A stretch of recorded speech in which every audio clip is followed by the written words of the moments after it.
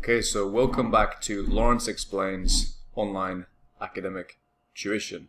In this video, we're going to take a look at the GCSE English Language Paper 1.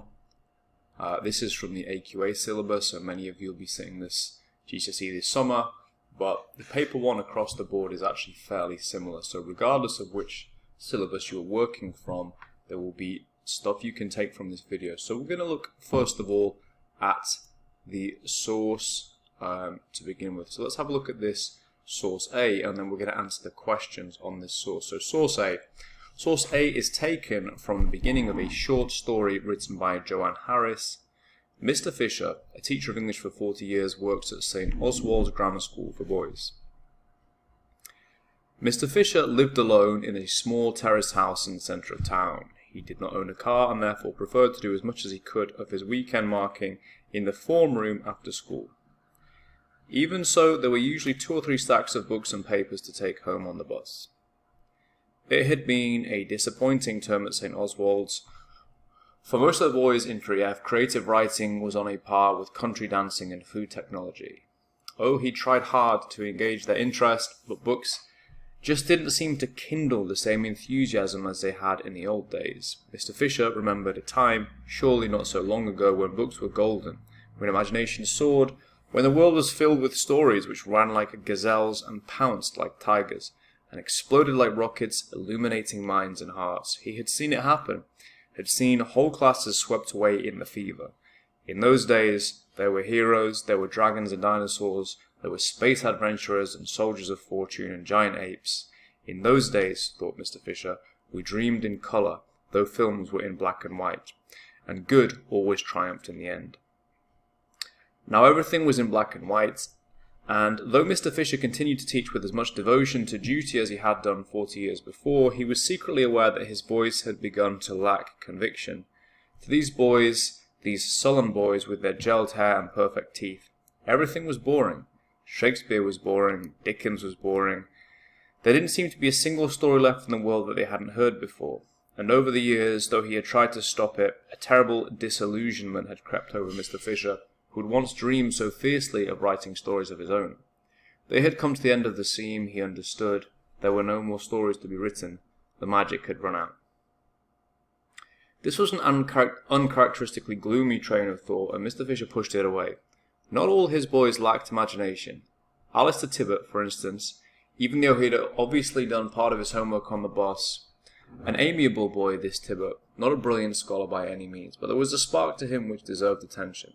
Mr. Fisher took a deep breath and looked down at Tibbet's exercise book, trying not to think of the snow outside and the 5 o'clock bus he was now almost certain to miss. 4 books to go, he told himself, and then home, dinner, bed, the comforting small routine of a winter weekend. But gradually, sitting there in the warm classroom with the smell of chalk and floor polish in his nostrils, Mr. Fisher began to experience a very strange sensation.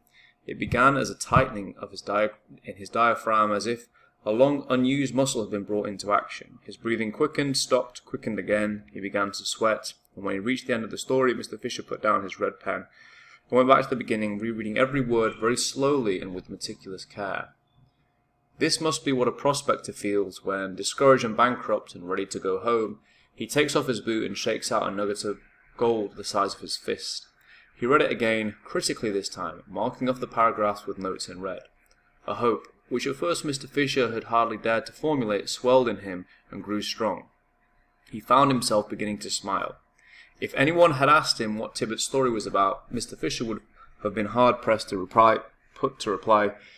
There were themes he recognized, elements of a plot which were vaguely familiar, an adventure, a quest, a child, a man, but to explain Tibbet's story in these terms was as meaningless as to try to describe a loved one's face in terms of nose, eyes, mouth. This was something new, something entirely original. Okay, so that's the end of the source there. This source about, just the teacher's experience marking the students' creative writing. So let's get straight on to the question paper itself. So let's just quickly look at the rubric. So We've got an hour and 45 minutes for this paper, and for section 1 you're advised to spend about 45 minutes on this section. So this first question here is what we call a content question. All you need to do in this question is just pick out and present the relevant material. So it's content, so you pick out plus present relevant information. There is no analysis required. The main thing we need to do on this question is just be quick and not waste too much time. So read again the first part of the source from lines 1 to 4. List 4 things about Mr. Fisher from this part of the source. So let's go back to the source itself.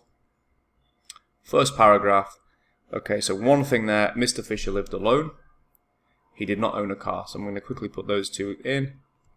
He lived alone. Mr. Fisher did not own a car. Now let's see what else we've got. He did his marking in the form room. He went home on the bus. Okay, so that's he did much of his marking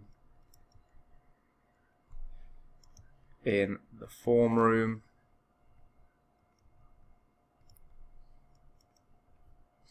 He went home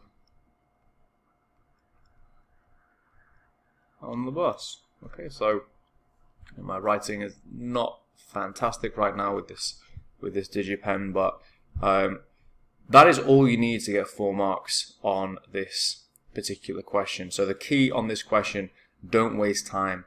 Pick out the correct information and just present it, and that's all you have to do. There you go, 4 points, 4 marks, and that's the end of that. So I'll leave this video here, and I'm going to come back and do a separate video for each of the questions. So in the next video we're going to look at question 2 on this reading section A.